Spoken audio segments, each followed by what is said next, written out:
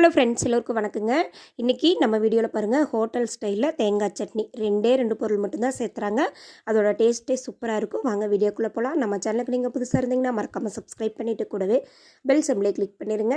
இப்போ ஒரு தட்டு எடுத்துகிட்டு அதில் வந்து 1 கப் அளவுக்கு தேங்காய் துருவல், அதாவது ஒரு மூடி, சின்ன மூடி தேங்காய் துருவல் எடுத்துருக்கிறேன்.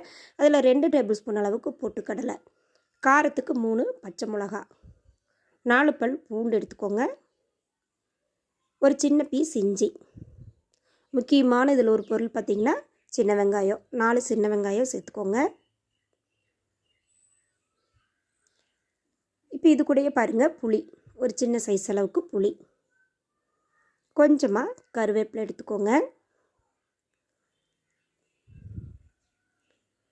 இது கூட பார்த்திங்கன்னா 2வது முக்கியமான பொருள் வந்து 1/2 டீஸ்பூன் அளவுக்கு சர்க்கரை. இதை சேர்த்து மிக்ஸி ஜாருக்கு சேர்த்துக்கலாம். 1 கப் அளவுக்கு தண்ணி சேர்த்து அரைச்சிட்டு வந்துடலாம். அதாவது ஹோட்டலில் சாப்பிட்ற சட்னி பார்த்திங்கன்னா அதிகம் காரம் இருக்காது. அதனால தான் நான் 3 பச்சை மிளகா சேர்த்துருக்குறேன். லைட்டாக ஒரு இனிப்புத்தன்மையோடு இருக்கும். அதுக்காக தான் சுகர் சேர்த்துறது. நல்லா வந்து மைய அரைக்கக்கூடாது. இது போல் கொஞ்சம் பருன்னு அரைச்சிட்டு வந்துடுங்க. உப்பு வந்து முதலே கொஞ்சம் சேர்த்துருக்குறேன். 10ல் மறுபடியும் ஒரு 1/2 டீஸ்பூன் உப்பு சேர்த்து நல்லா மிக்ஸ் பண்ணிடலாம். இப்போ இதுக்கு பாருங்கள், தாளிப்பு கொட்டிடலாம். அதாவது கொஞ்சமாக எப்பவும் போல் ஆயில், கடுகு, கடலப்பருப்பு, உளுத்தம்பருப்பு, 2 காஞ்ச மிளகா, கருவேப்பிலையை தாளித்து சட்னியில் கொட்டிக்கலாம். அவ்வளோதாங்க, சூப்பரான ஹோட்டல் ஸ்டைல் தேங்காய் சட்னி ரெடி. ஃப்ரெண்ட்ஸ், ஹோட்டலில் கொடுக்குற தேங்காய் சட்னி பார்த்திங்கன்னா காரம் இருக்காது, கொஞ்சமாக இனிப்புத்தன்மையோடு இருக்கும்.